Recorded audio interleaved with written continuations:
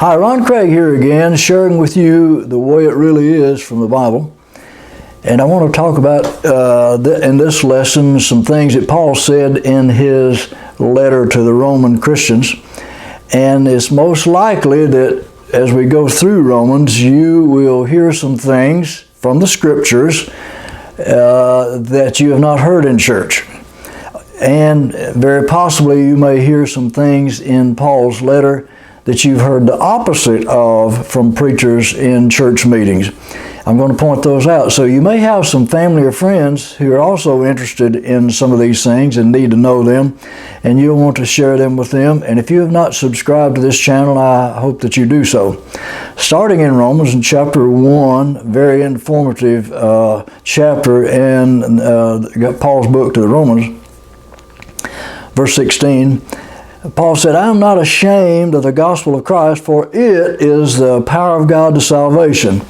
You probably heard that, and it's for those who believe. You've probably heard that.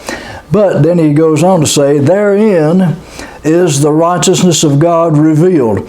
Therein what? Therein the gospel. You see, I don't know how much you've heard this, but Paul said God's righteousness is found in the Scriptures.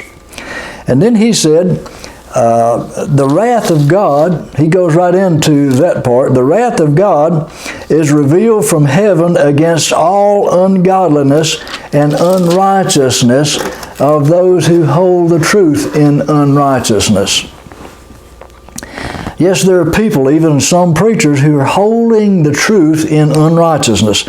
They're teaching people lies, and so they don't know the righteousness of God because they're hearing the unrighteous perversion of the Scriptures. Then he goes on to say, that which may be known of God, he's establishing a point here, God has showed to them. God has showed all humanity that there is a God, and that there is a creator, there was a creation. These things that we see and then ourselves also, we didn't accidentally come into being. So he said, these things God has shown humanity. The invisible things of Him from the creation of the world are clearly seen. Not just back then in the first generation after man fell, but even to this day, he said. Now, a point I want to make here that you may or may not have heard is a lot of people are questioning whether there is a God or God's character because they look at nature and they see good things and bad things, and if there is a God, why are the bad things happening? Well, what Paul brings out here, and you need to know, is that in nature you can see that there is a God. There was a creation. That's what he's saying here. God has shown people enough information about Himself to know that there is a God. Because he said they're clearly seen. What is clearly seen? His eternal power and Godhead, or His divine nature. That there is a God, there is a Creator. And so that they are without excuse. What he's saying is God has given enough information and revelation through nature itself that people are without excuse for not believing that there is a God. Now here's a point I want to make and putting this together that you may or may not have heard in church. See, in nature you can see that there is a God. You can see that there is a Creator, that there was a creation. But in nature, which is a fallen nature since Adam sinned and the curse came on the earth, you see good things and bad things, so you cannot see God's nature in nature. You cannot see God's character in nature. That's why Paul previously said, in it, the gospel, the righteousness of God is revealed. You see, you can see there is a God in nature, but you don't know what He's like. You don't know His character or His intentions, what He's about. Or anything about His divine nature in nature, but you have to find that in the Bible, and that's what we're finding out about here. And then Paul goes into man's history since the fall, and he said, when they knew God, they did not glorify Him as God, But they became vain in their imaginations, and their foolish heart was darkened. Another point I want to make here is that I have some books on the theology of Calvinism, and I expose the demonic nature of Calvinism, the entire theology. And I want to point out some points here in this lesson and others to prove that from the Scriptures. See, John Calvin said that God decided before He created anything that He wanted Adam to fall, to sin and fall, and be separated from God, but God wanted to save some of Adam's race, but not all. God arbitrarily decided that He wanted to save some, called the elect, and to not allow any of the others to be saved, called the reprobate. Even if they want to get saved, they can't get saved. That's John Calvinism, and that's of the devil. They became vain in their imaginations, and their foolish heart was darkened. It didn't say that God created them vain and worthless up front, and they had no choice, and they're always that way, but they became vain in their imaginations, and in their foolish heart was darkened. Professing themselves to be wise, they became fools. You see, they became fools. They didn't start out as fools. God didn't plan that, but men listened to the devil's lies, like they're still doing today, and they became vain. Professing themselves to be wise, they became fools. And you see, when the devil gets hold of people and they fall for it, he does not leave them at that level. He carries them on down, down, down as far as they'll go, which is Paul is saying here. They changed the glory of the incorruptible God into an image made like man, a creature, a created being, and birds, four-footed beasts, animals, and even creeping things, snakes and bugs. You see that downward progress? The devil talked men into believing that God is like a man, or like an animal, or even like a snake. You remember, the serpent was used of the devil in the Garden of Eden to tempt man.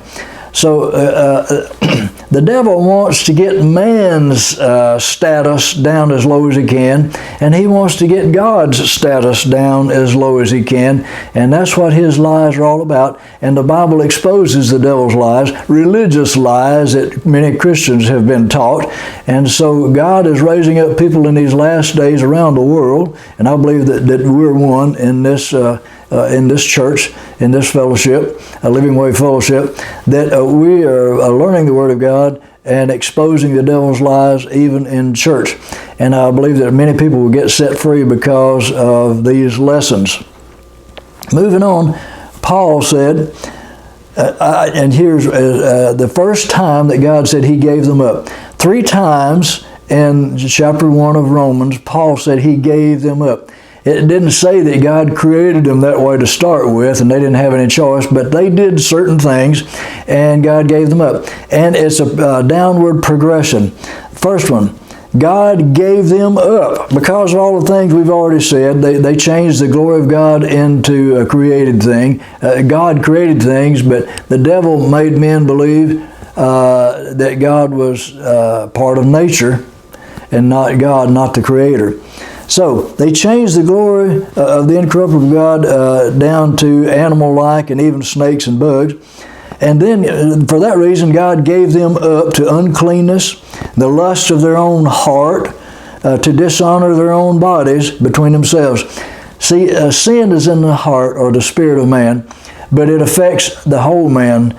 And sin in the heart will be manifested outwardly in all kinds of sins, which Paul mentions a little bit later in this chapter. Who changed the truth of God into a lie. This is the bottom line.